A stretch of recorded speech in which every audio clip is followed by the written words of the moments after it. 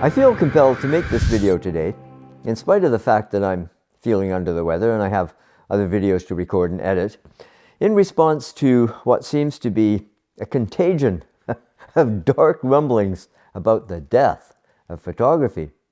I should say from the start that this negativity, at least what I'm referring to here, is mainly confined to the webosphere. Is that a word? I mean Twitter, Facebook, YouTube, the usual stuff. So here we go.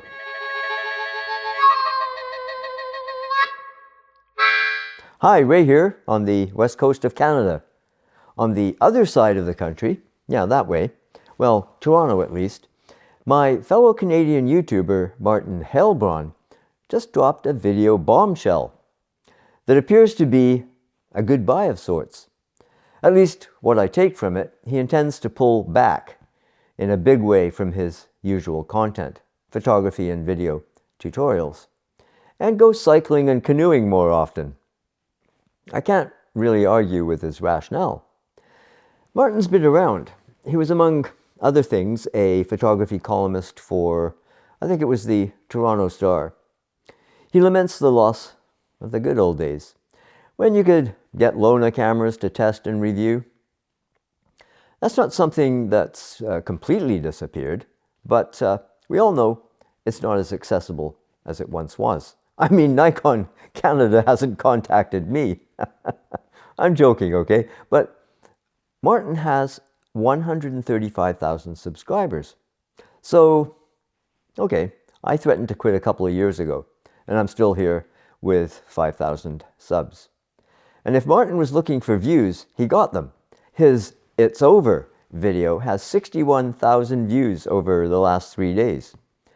Compare that to his recent tutorials, some of which don't get more than mine, really. He also revealed his dissatisfaction with the state of YouTube in a previous video, and those complaints revolved around how difficult it's become to rationalize the amount of work and expense involved in producing quality content for a channel. It's nearly impossible, I guess, for even a channel of the size and reputation for honesty of Maarten's.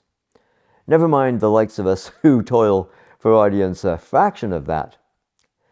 The views just aren't there, it seems. Going on Maarten's comments, he's not so much questioning the future of photography as much as his future as a YouTube gear reviewer. But what does any of this have to do with photography?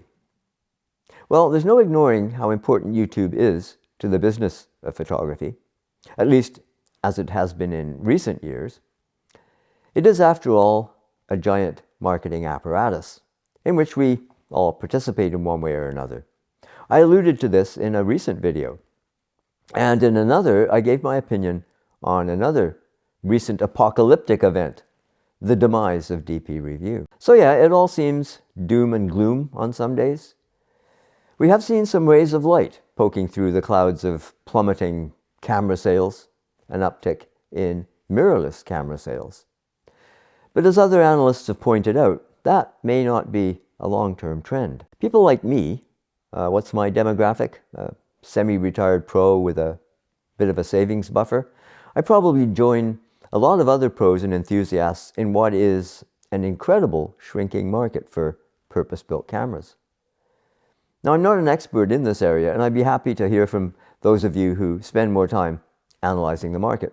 Drop your comments below. I'm just an old photographer who, despite my advancing age, has no plans to stop making photographs. And more so, over the last decade, video. Someone will really have to pry the camera from my cold, dead hands. The thing that really gets my goat are the cries of photography is dead from those who don't, maybe never practiced the business of photography. And this proclamation isn't a new thing. From my perspective, I've lamented how hard it is to make a living at photography since, since I discovered how hard it is to make a living from photography back in the 80s. I mean, the golden age, if there ever was such a thing, was over. Magazines were folding, probably in the face of the proliferation of TVs in every home. Then in the 90s, I witnessed the beginning of the contraction, if not the death, of photojournalism. I actually developed my writing skills so I could both write about and photograph events, because newspapers were demanding that kind of multitasking. Some of the local newspapers I once worked for, since scooped up by hedge fund vultures, have editors who both write the stories and take accompanying snapshots with their phones. Photojournalism, it's a brave new world, about which I'm trying to make a video at the moment. Then there's AI, computational photography, something I touch on in the aforementioned video. So I don't want to preempt my thoughts on those. But is it the perfect storm that will swamp the struggling industry that makes cameras? I probably don't have any great insight into that question. I don't have a F1.2 crystal ball, but I do know that all these things won't, or at least can't, I think there's a difference, interfere with my original reasons for picking up a camera. What are those reasons? Well, they're contained in my photos. Incidentally, if you're enjoying this ramble, please do give it the old thumbs up and consider subscribing if you're new to the channel. Well, my fellow pros in Vancouver in the 80s used to joke in a rather elitist way every time there was a big camera promotion that, oh, there'll be some new competition in town. Photography has always been easy enough in the hands of a reasonably competent human to produce facsimiles of reality. Now, I guess there's a whole other discussion to be had about verisimilitude. There's a word for you. And there's a hell of a lot more to learn when it comes to studio or location lighting and the business of photography. But the cheap and cheerful brand has always been an irritant to pros who lose work to people willing to work at a loss. Now, completely acceptable product shots, a staple of my business for years, can be made with a phone camera. And that's still photography. And I mean that in both senses of the word. No, photography's not dead. It's not even ailing. Arguably, it's healthier than ever. If you accept that the tsunami of imagery that floods our screens every day is photography.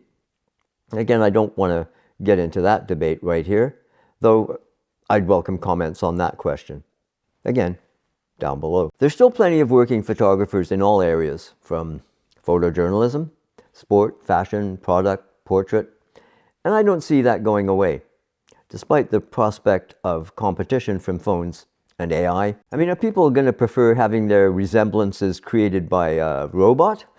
I don't know. Will the winning goal be recreated by an algorithm based on the team's most likely top scorer? Maybe the game will be played by alphas from a sports hatchery and conditioning center. Or is that deltas and epsilons? I can't remember. I haven't read the book in a while. I do suspect that much of the hand-wringing is, as I said, a sort of internet contagion, different from the actual challenges of working as a photographer today. And at least what I do here on YouTube, while it's a wonderful way to communicate, it's only tangentially related. I started out more than 60 years ago, fascinated by my dad's glass plate camera, then the Brownie he bought me for my 7th birthday. Some of the photos I took with the Brownie are precious to me. Photos I'm taking with the Nikon Z9 are precious to me. And I still make my own prints. My commercial work and the work I do just for my own pleasure, this has been and is, well, it's a thing I do to attain the closest thing I know to harmony. And I hope to do it for some time to come. Long live photography. And I hope Maarten Heilbron enjoys cycling in Italy. I'd love to join him.